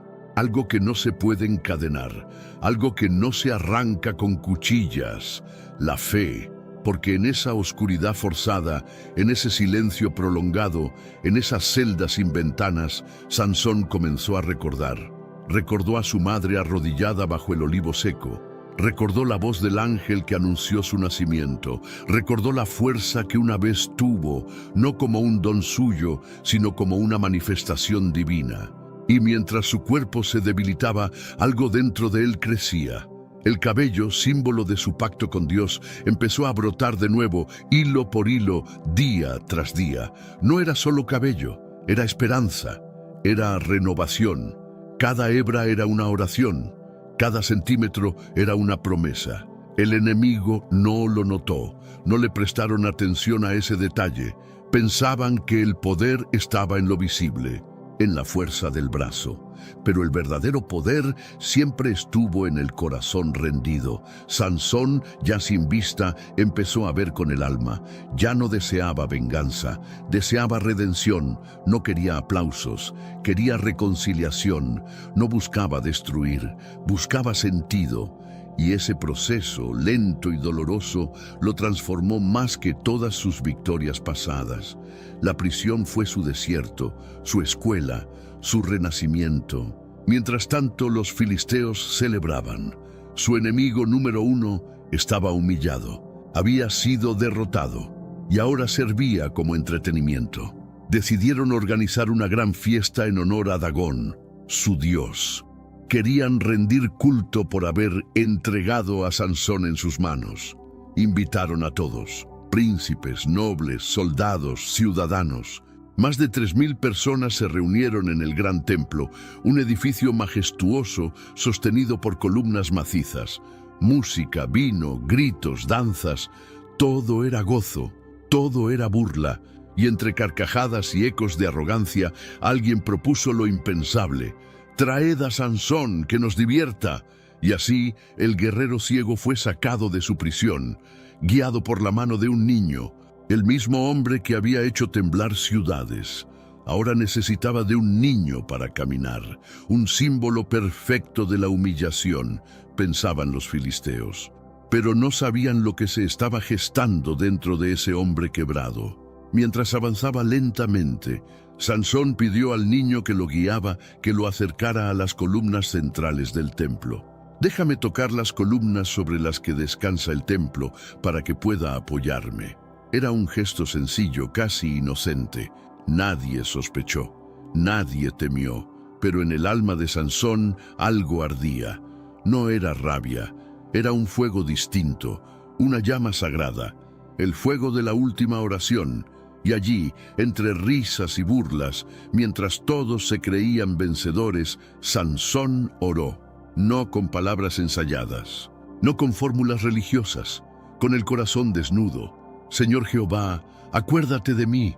Te ruego que me fortalezcas solo esta vez, oh Dios, que con un solo acto pueda vengar mis ojos, no por mí, sino por ti. Esa oración no fue un grito, fue un susurro entre ruinas, pero llegó al cielo, y el cielo respondió, no con truenos, no con ángeles, sino con fuerza. Una fuerza que recorrió sus brazos, que llenó su pecho, que le devolvió el aliento. Una fuerza que no venía de los músculos, sino de la gracia, porque Sansón, sin ojos, sin gloria, sin seguidores, se convirtió en ese instante en el hombre más poderoso de Israel. Otra vez, sus manos tocaron las columnas, sus pies se afirmaron en la tierra, su espalda se arqueó con un propósito que no había sentido desde que era niño, y mientras miles reían, él se preparaba para su acto final. No era destrucción, era consagración. El último acto de un hombre que aún en la derrota eligió glorificar a Dios. El murmullo de la multitud llenaba el templo como una marea creciente. Los filisteos no sabían que estaban presenciando el amanecer del fin. Para ellos era solo una fiesta.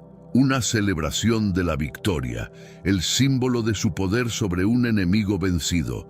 Pero para Sansón, ciego, humillado, guiado por un niño entre las columnas que sostenían aquel santuario de piedra, no era una celebración, era un altar. Había llegado a este lugar no como un héroe en su apogeo, sino como un hombre quebrado. El cabello que simbolizaba su pacto con Dios volvía a crecer.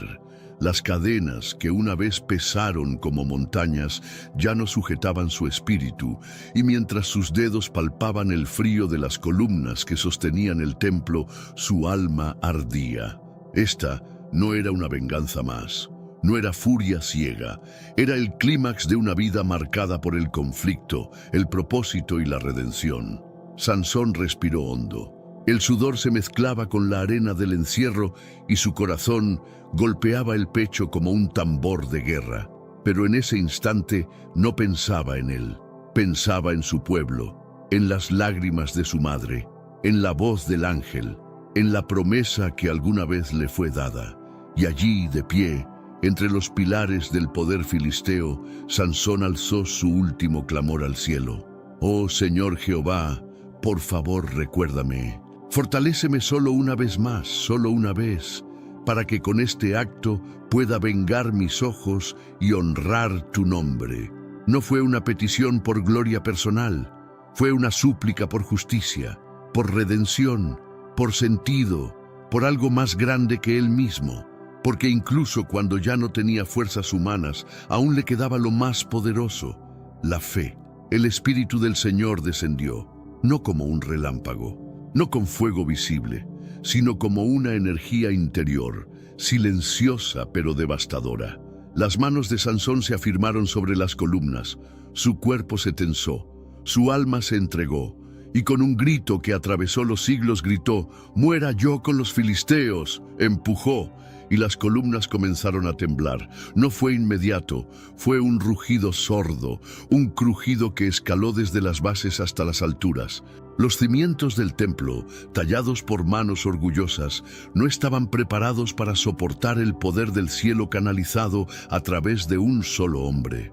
Las piedras cedieron, las vigas crujieron, el techo colapsó, el estruendo fue como un trueno sagrado, y en un instante todo terminó. Más de 3000 filisteos murieron ese día, incluidos los principales líderes, comandantes, autoridades y nobles que se habían reunido para burlarse de Sansón y glorificar a Dagón. El templo, símbolo del poder enemigo, quedó reducido a polvo. Las voces de la burla se convirtieron en silencio eterno, y allí, bajo los escombros, yacía Sansón. No murió como vivió, no murió rodeado de aplausos, no murió en una batalla tradicional.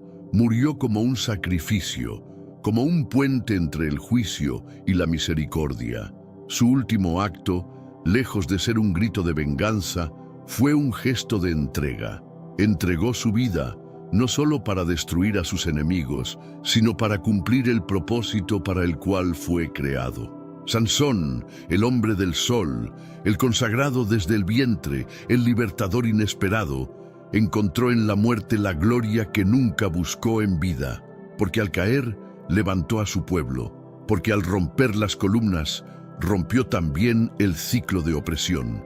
Y aunque los años pasarían y muchos olvidarían los detalles, el eco de su último grito aún resuena donde quiera que alguien luche con sus propias sombras. Su historia no es la de un guerrero invencible, es la historia de un hombre real, de carne, de errores, de pasiones, de debilidades, pero también de fe, de redención, de propósito. Porque no importa cuán lejos caigamos, cuán ciegos estemos o cuán encadenados parezcamos, cuando Dios decide actuar, incluso lo roto puede ser usado para cambiar el destino. Y ahora, querido espectador, al mirar atrás y repasar la vida de este hombre, ¿qué queda? No solo los actos de fuerza, no solo las batallas. Lo que permanece es la certeza de que cada uno de nosotros, sin importar la edad, el pasado o las cicatrices que llevamos, tiene un propósito, un llamado, y que incluso en la última etapa de la vida, cuando las fuerzas flaquean y los ojos ya no ven con claridad, aún podemos ser instrumentos de algo mayor. Porque la verdadera fuerza no está en los músculos, está en el corazón dispuesto, en la fe que resiste, en la oración que no se rinde. Sansón cayó, sí, pero cayó en gloria, cayó cumpliendo su destino. Y eso es algo que ningún enemigo podrá borrar jamás. Sansón fue el hombre escogido por Dios para liderar a su pueblo. Solo enfrentó y venció ejércitos enteros. Sin embargo, su caída fue provocada por una mujer hermosa y seductora. Mientras reposaba en su regazo, ella cercenó las mechas de su cabello, fuente de su portentosa fuerza, y entregó a Sansón a sus acérrimos adversarios. Pero, ¿qué motivos ocultos tenía Dalila para seducirlo? ¿Acaso fue codicia, temor o algo más oscuro aún? Esta es la crónica del más grande héroe de Israel que, en un instante de debilidad, lo perdió todo. Y todo comenzó durante una era sombría para Israel, bajo el yugo de la tiranía filistea. Los filisteos eran adversarios despiadados. Sus hordas arrasaban las aldeas, despojando pertenencias y sembrando el pánico. En este contexto de desorden surgió un hombre aparentemente indestructible, Sansón. Era más que un simple guerrero, era una figura mítica, temida por los filisteos y venerada por los israelitas. Desde antes de su nacimiento ya estaba destinado a ser parte de un designio divino. La saga de Sansón se inicia en un momento de desolación para su familia. Manoá y su esposa, una mujer no nombrada, soportaban la aflicción de no poder concebir. En esos tiempos, la infertilidad era considerada una especie de castigo divino. Las imploraciones de Manoá por un descendiente parecían vanas, hasta que un día cualquiera lo extraordinario ocurrió. Su esposa estaba en el campo, quizás atendiendo sus labores cotidianas, cuando un hombre de aspecto sobrenatural se le presentó. Sus ojos brillaban intensamente y su voz poseía una autoridad que parecía solidificar el suelo bajo sus pies. «No has concebido y careces de descendencia», proclamó él, «pero concebirás y darás a luz a un hijo. Él será un nazareo, consagrado a Dios desde su nacimiento hasta su muerte, porque él será el Salvador de Israel de las garras de los filisteos». Este mensaje no solo era una bendición, era una convocatoria. Así nació el nazareo, portando la carga de esa profecía. Desde niño era consciente de su singularidad. Mientras otros niños jugaban sin preocupaciones, él estaba sujeto a estrictas normas. Podían cortarse el cabello, pero el suyo crecía, recordatorio constante de que su vida estaba predestinada. No era solo un muchacho, era el elegido. Con esa elección llegó la carga de no solo vivir su propia vida, sino de llevar en sus hombros el destino de toda una nación. Dios lo había ungido como libertador, destinado a enfrentarse a los filisteos, esos crueles opresores que habían sometido a Israel. El voto de Nazareo no era simplemente un mandato, era un símbolo de su enlace directo con lo divino. Su cabellera, que jamás debía ser cortada, era el signo palpable de su pacto sagrado. Cada mechón que brotaba era un recordatorio de que su existencia no le pertenecía, sino que era propiedad de lo divino. Mientras Sansón mantuviera su fidelidad, su poder sería inquebrantable. Sin embargo, violar ese pacto no solo le costaría su vigor, sino también la conexión con su misión celestial. A medida que crecía, Sansón se distinguía fácilmente. Su estatura era colosal, con brazos que rivalizaban con los troncos de los árboles y una mirada incisiva. No obstante, su verdadera singularidad no radicaba en su apariencia, sino en la fuerza sobrenatural que le había sido otorgada.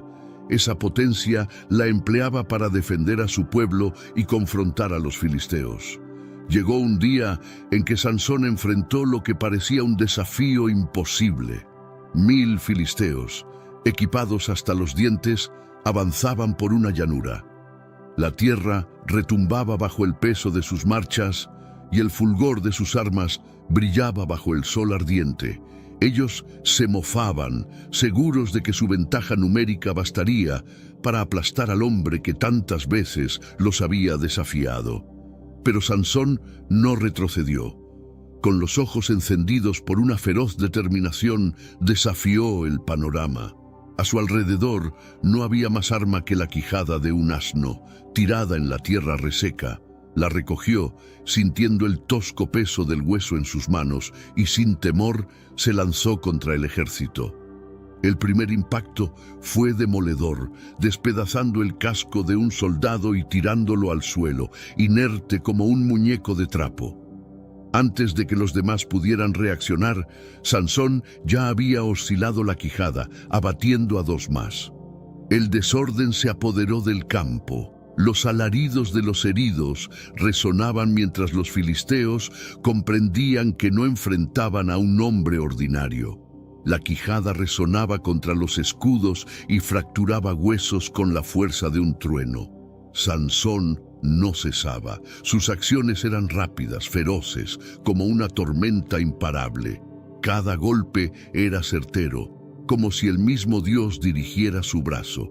Los filisteos, que habían llegado con soberbia, empezaron a retroceder en pánico, sin encontrar escape.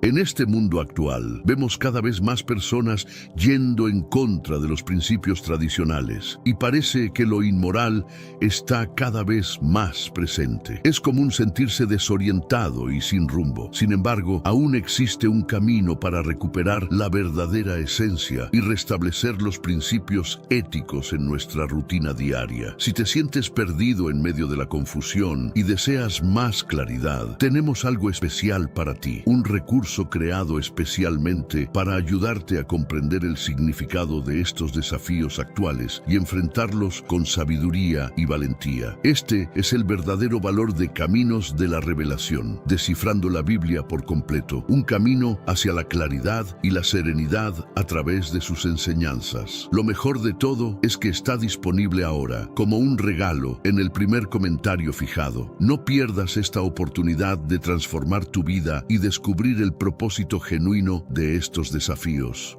Ahora volvamos al tema principal del vídeo. El campo, que había sido un escenario de batalla, se transformó en un campo santo. Al concluir la refriega, Sansón permanecía erguido, jadeante, con la sangre de sus adversarios manchando la tierra a su alrededor. 1000 hombres yacían en el suelo y la quijada, ahora astillada, aún colgaba de su mano. El eco de esta hazaña se propagó como llamarada por los territorios. Los israelitas lo aclamaban como a un salvador, emblema del vigor divino que aún residía entre ellos. Pero para los filisteos, Sansón no era solo un guerrero. Él se había convertido en su peor pesadilla. Conspiraron para extinguir su vida definitivamente. Bajo el manto de la noche, un pueblo israelí fue cercado por guerreros filisteos. Conocían la presencia de Sansón en el lugar, reposando en una de las moradas. Con antorchas encendidas y espadas listas para el combate, los soldados se desplazaron en sigilo. «Esta vez no escapará», murmuró el comandante del pelotón. Levantando la mano, el líder señaló la señal de avance. Los soldados se acercaron y se alistaron para irrumpir en la vivienda. La puerta se estremeció bajo el empuje de uno de ellos y luego se abrió de golpe. En el umbral, Sansón emergió, su silueta imponente recortada contra el fulgor de las antorchas. Por un instante, los soldados se paralizaron, incrédulos ante la visión. Un grito de guerra rompió el silencio, pero no provenía de los filisteos. Pero antes, comparte este video con alguien a quien aprecias. Nuestra misión más grande en la tierra es difundir la palabra del Señor. ¿Sabías que muchas personas carecen de conocimientos por falta de contenido adecuado? Envíalo a ese grupo de WhatsApp o públicalo en Facebook. Estoy seguro de que no te arrepentirás. Y si te gustan videos como este, comenta abajo, quiero más. Así sabré si realmente lo disfrutas y definitivamente traeré contenido nuevo similar. Volviendo al tema principal, era Sansón quien gritaba. Lo que aconteció a continuación se transformaría en un relato legendario para los israelitas y un terror perpetuo para los filisteos. Pero, ¿podría incluso la fuerza de Sansón superar tal emboscada? Los soldados avanzaron, espadas en alto y resueltos a acabar con el terror que Sansón representaba. Sin embargo, Sansón no vaciló. Con agilidad, capturó al primer soldado que osó ingresar y lo arrojó contra sus compañeros como si fuera ligero como una pluma. El choque abrió brevemente un camino, pero los filisteos no se replegaron. Rodearon la casa por completo, presionando como una ola feroz que buscaba engullir a su presa. Sansón percibió que estaba cercado. Comprendió que la fuerza de sus adversarios no residía únicamente en su número, sino en el odio profundo que le profesaban. Y por un momento, incluso él, el hombre escogido por Dios, sintió temor. Fue entonces cuando encontró su arma. En un rincón de la casa, una viga de madera yacía en el suelo. Con un solo gesto, la levantó como si fuera ligera y avanzó. La viga aplastó escudos y lanzas que los filisteos utilizaban como protección. Cada golpe resonaba en el suelo y los alaridos de los soldados llenaban la noche. Los filisteos empezaron a retroceder. Por primera vez, el pavor en sus rostros superaba el valor con el que habían llegado. Comprendieron que no solo enfrentaban a un hombre, enfrentaban a una fuerza que ninguno podía entender completamente. Cuando la batalla concluyó, el suelo se encontraba sembrado de soldados derribados. Algunos gemían doloridos, otros yacían inmóviles. Sansón, sudoroso y jadeante, observó a su alrededor, sosteniendo la viga como si fuera una espada sagrada. La madera se había astillado y él permanecía allí, solo en el campo de batalla. Siempre era así. La victoria traía silencio y el silencio, soledad. Los israelitas podían celebrarlo como un héroe, pero nadie comprendía realmente la carga que él llevaba. Sansón era temido por sus enemigos y venerado por su pueblo. Sin embargo, ¿alguien podía realmente comprenderlo? ¿Quién podría percibir al hombre detrás de su imponente fuerza? En medio de su aislamiento, Dalila apareció en su vida, o quizás sería más acertado decir que fue Sansón quien permitió su entrada. Sé que a veces en nuestras vidas tenemos más preguntas que respuestas. Si te sientes perdido y buscas claridad, tenemos algo para ti. Caminos de la Revelación, descifrando la Biblia por completo. Un libro lleno de enseñanzas y respuestas disponible ahora como un regalo en el primer comentario. No te pierdas la oportunidad de transformar tu vida y entender el verdadero propósito de estos desafíos, un acto que marcaría profundamente su destino.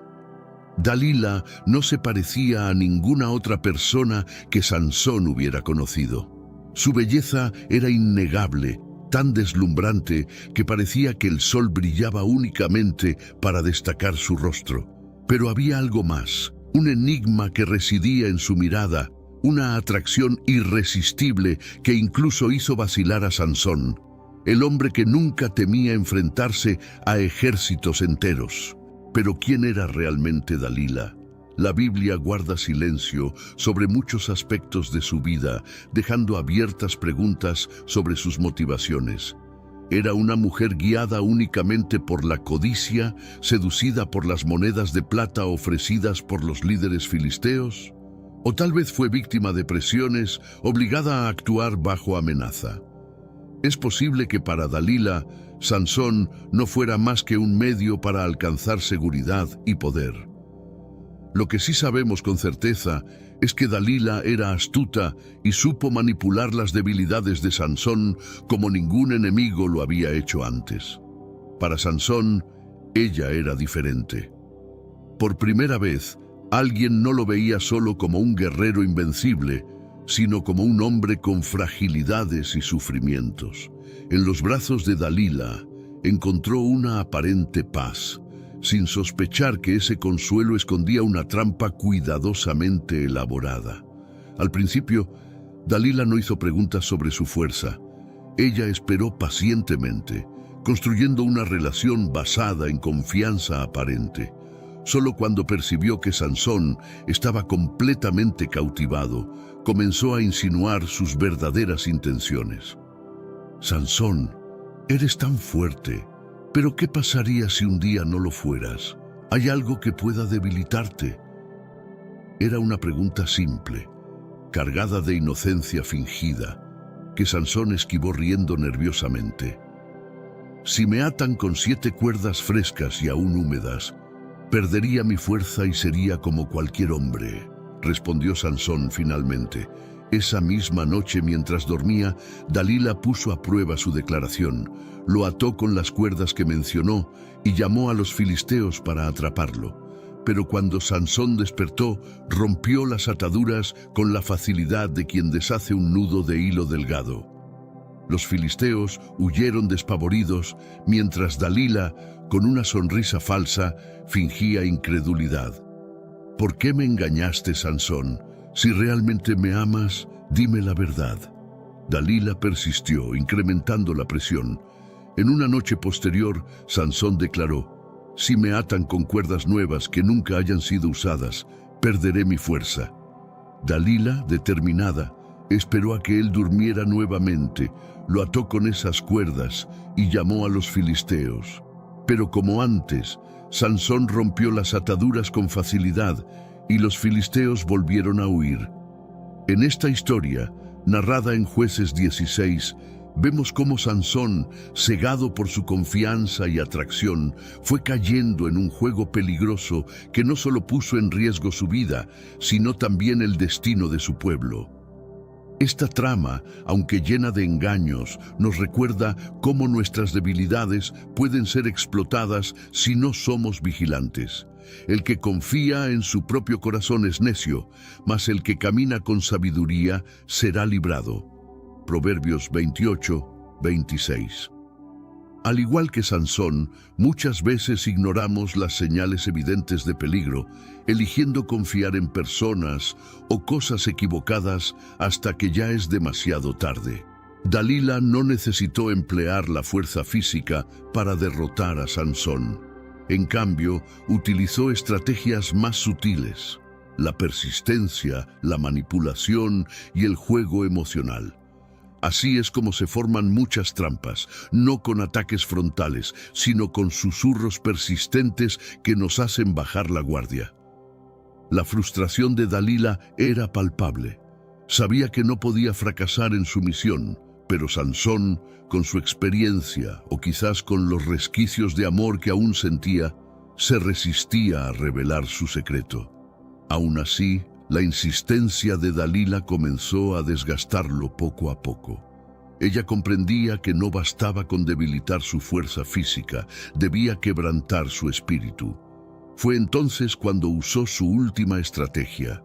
Con lágrimas en los ojos y palabras cargadas de emoción, lo acusó de no amarla realmente. Cada palabra, cada lágrima estaba calculada para tocar el punto más vulnerable de Sansón: su corazón. Si realmente me amas, ¿por qué no confías en mí? ¿Por qué no me revelas lo que te hace fuerte? ¿O acaso no sientes por mí lo que yo siento por ti? Este ataque emocional era algo contra lo que ni siquiera la fuerza sobrehumana de Sansón podía protegerlo por mucho tiempo. En una noche que definiría su destino, Sansón finalmente sucumbió. Le confesó: «Mi fuerza no es mía, proviene de Dios. Mi cabello nunca ha sido cortado porque es el símbolo de mi pacto con Él. Si mi cabello fuera cortado, perdería toda mi fuerza y sería como cualquier otro hombre». Dalila escuchó cada palabra atentamente sin mostrar reacción y esperó pacientemente a que Sansón cayera en un sueño profundo. Cuando estuvo segura de que él no despertaría, llamó a un hombre que, cuidadosamente, cortó las trenzas de Sansón una por una. En ese momento su fuerza desapareció. Sansón no lo sintió de inmediato, pero al despertar supo que algo había cambiado. Los filisteos estaban allí, esperando para capturarlo. Intentó levantarse y luchar, pero su cuerpo no respondía. El hombre que había derrotado a 1000 enemigos con la quijada de un burro, Jueces 15:15, ahora era tan débil como cualquier otro. Cuando los filisteos irrumpieron aquella noche, Sansón ya no era el invencible campeón de Israel. Intentó resistir, pero sus piernas no lo sostenían. Las cadenas de hierro que llevaban para sujetarlo resultaron innecesarias, pues él ya no tenía fuerzas para escapar. Aquel que había sido símbolo de la protección divina ahora yacía indefenso en el suelo. Dalila había conseguido lo que quería, pero no sabía que su traición había puesto en marcha un plan mucho mayor. Porque el Señor es justo, ama la justicia, los rectos contemplarán su rostro. Salmo 11:7. La caída de Sansón no sería el final de la historia, sino el preludio de una justicia divina que pronto se manifestaría. En el momento en que Sansón tocó el fondo de su existencia, algo profundo despertó en su interior.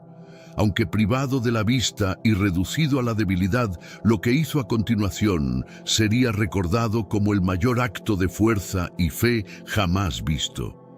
Se estaba preparando para un final que quedaría marcado como uno de los momentos más épicos de la historia. Desde las sombras, Dalila lo observaba.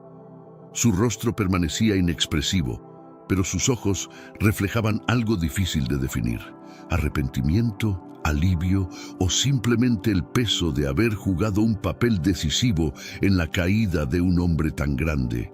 Nadie puede saber con certeza lo que pasaba por su mente o su corazón. Dalila era una figura compleja.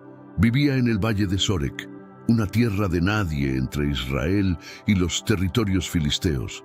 Tal vez actuó por miedo, sabiendo que rechazar a los líderes filisteos podría costarle la vida. O quizás buscaba algo más: riqueza, poder o simplemente seguridad. Lo cierto es que su traición desencadenó una serie de eventos que cambiarían todo. Tras capturar a Sansón, los filisteos lo llevaron a Gaza, el corazón de su dominio, donde lo humillaron públicamente.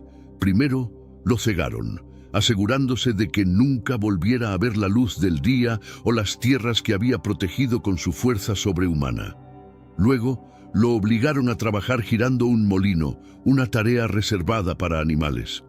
Día tras día, Sansón daba vueltas, empujando la pesada piedra, soportando las burlas y los insultos de sus captores. El hombre que había derribado puertas de ciudades y derrotado ejércitos, ahora era un esclavo ciego, condenado al olvido. Sin embargo, su cautiverio no fue únicamente un castigo, fue también un tiempo de introspección. Privado de la luz del sol y de su antigua gloria, Sansón comenzó a ver con una claridad espiritual que nunca antes había experimentado. Se dio cuenta de que su verdadera fuerza no residía en sus músculos ni en su cabello, sino en la relación que tenía con Dios. Mientras sus enemigos celebraban su derrota, algo sutil estaba ocurriendo. En el silencio de la oscuridad, su cabello, símbolo del pacto con Dios, comenzó a crecer. Para los filisteos, esto no tenía importancia. Creían que el hombre que una vez los había aterrorizado era una amenaza extinguida. Pero para Sansón, cada mechón que volvía a aparecer representaba una esperanza renovada. Con cada día que pasaba, Sansón comprendía que su caída no era el final de su historia.